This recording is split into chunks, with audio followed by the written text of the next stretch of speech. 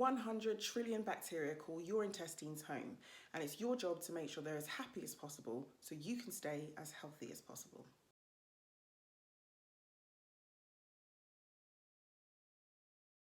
Hi, I'm Leah. Welcome to my channel, a shiny beacon in a health landscape that's often marred with misinformation and confusion. Today we're talking all about the gut microbiota and how key it is to so many different aspects of our well-being, from how we defend against harmful invaders to our behavioural traits and even how we respond to chemotherapy and immunotherapy. So the gut microbiota describes the population of bacteria, virus, protozoa and fungi that have taken up residency in the gastrointestinal tract. Now, despite there being 100 trillion of these tiny little critters roaming around, overcrowding is never a problem given that they have the equivalent of 2 tennis courts worth of space in there.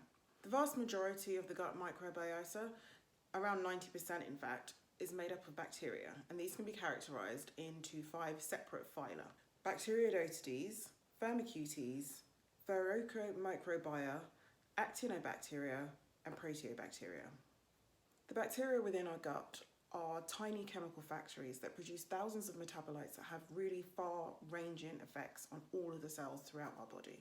The exact makeup of our microbiota is unique to each and every single one of us, and although twin studies have shown that we inherit some of our bacteria, our lived experience, the foods we eat, the medicines we choose to use or don't use, the environment that we're exposed to are all much bigger determinants of the balance of the microbiota. The good beneficial bacteria within our gut produce substances called short-chain fatty acids. The most predominant of these short-chain fatty acids are acetate, propionate and butyrate. Butyrate is the main energy source for the cells in our large intestines. Propionate is involved in feelings of fullness, and acetate, which is the most abundant of all the short-chain fatty acids, is involved in regulating cholesterol levels and our appetite. A greater production of short-chain fatty acids is associated with reduced chronic inflammation, insulin resistance and obesity. But the bacteria don't just stop there. Some of them produce certain types of B vitamins and others produce chemicals that help us reduce our risk of developing type 2 diabetes. Each bacterial community within the gut produces their own different type of chemical products, so it's really important to have a variety of bacterial populations living in our guts. And the science has shown us that even compared to healthy people, people with inflammatory bowel disease, arthritis, type 1 diabetes, ectopic eczema, celiac disease, obesity, type 2 diabetes and arterial stiffness have a much less diverse population of gut bacteria. So what causes the imbalance in our microbiota? Well, the good bacteria in our gut can be influenced by things like stress, illness, trauma, antibiotics, and even unhealthy dietary patterns. Sugar alternatives like sucralose, aspartame, and saccharin have been shown to upset both the diversity and the balance of the gut microbiota in animal studies. And food additives like emulsifiers, which are commonly found in processed foods, have also been found to affect the gut microbiota in animal studies by reducing the Bacteroidetes and Verrucomicrobia phyla and increasing the inflammation-promoting Proteobacteria phyla. Thankfully, making positive changes to our gut microbiota is completely possible and can happen within a relatively short period of time. Case in point, the researchers who noticed a 2.5 times increase in the amount of butyrate produced in the bacteria of African Americans who had participated in a 2-week diet swap with rural Africans. So what can you do to ensure that the good guys in your gut flourish? Here are my 5 top tips to ensure good gut bacterial balance. Stay hydrated with water and non-caffeinated drinks.